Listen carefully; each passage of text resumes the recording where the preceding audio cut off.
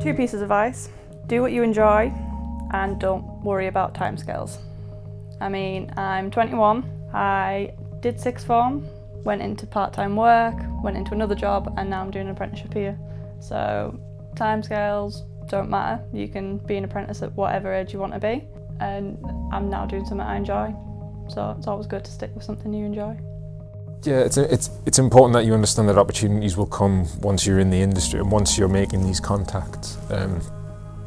That you might find something that you're really good at that you never knew before, and begin to make a living from it. It's where the hobby becomes a living, you know, and you'll hopefully find something where you make money off that you love, and you'll have a job that you enjoy.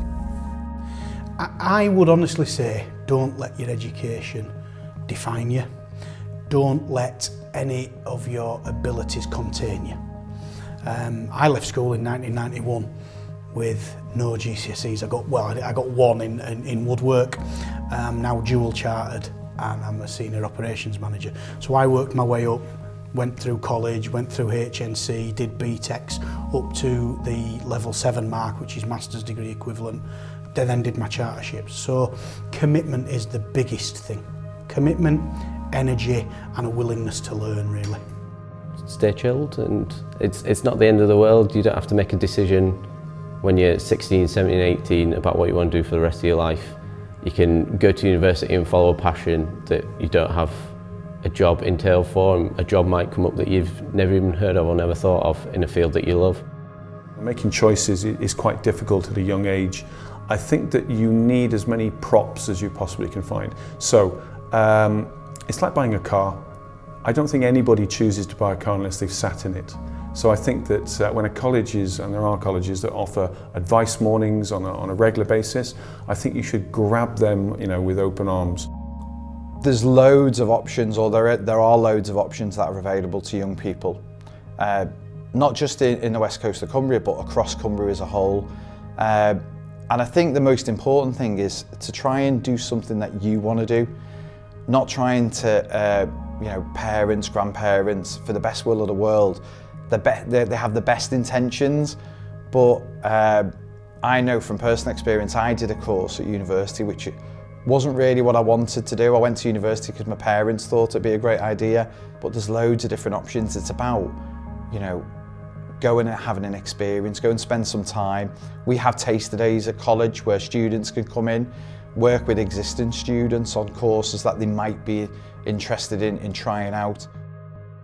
I feel a lot of young people are rushed into trying to make a decision. It's sort of like you get through your level 3s and it's like, right, you've got to make a decision about what you want to do for the rest of your life, and it's a lot of pressure to put on people, and people don't know. I mean, people I work with, none of them did a degree based on what they're doing now, but they love the job. I love the job I'm doing. It's got nothing to do with the degree I do. So I think it's just about enjoying life, enjoying the experiences, and then finding your own path to where you want to get to, which is a long game, not a short game. Don't rush it.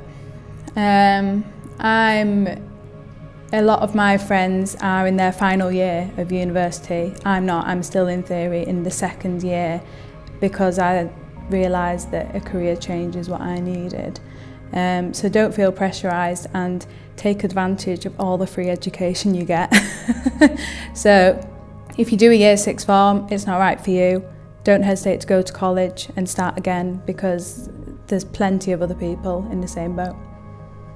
I think the most common worry for students is student finance, and there is support available, and what we need to make sure is absolutely crystal clear to particularly 18-year-olds who are coming out of 6th form or college looking to go to university, is that there is student finance available through Student Finance England. The level of that support depends on the institution they're going to, but there is support for students who need it. It's you're not just kind of left to get on with it and go your own way. There is support there from the academics and from support services as well. A mentor told me it's easy to stand out in a room full of people sitting down, which basically translated to everybody's doing just enough to get by. In most industries, people are doing just enough. You get told you come in at 9, you leave at 5, they're watching the clock, 4:59, they're up, they're out. They're arriving 9:01, getting away with it. if you want to stand out and really excel in whatever it is you do that little bit more. Which could be as simple as coming in and just being the nicest person to work with today. I'm going to be the nicest person who you've worked with today, and hope that carries me. So it's just always, the company's called Aim a Little Higher, doing a little bit more than what's expected of you, than others are prepared to, and that's going to take you miles further than just doing enough. So yeah, it's easy to stand out in a room full of people sitting down.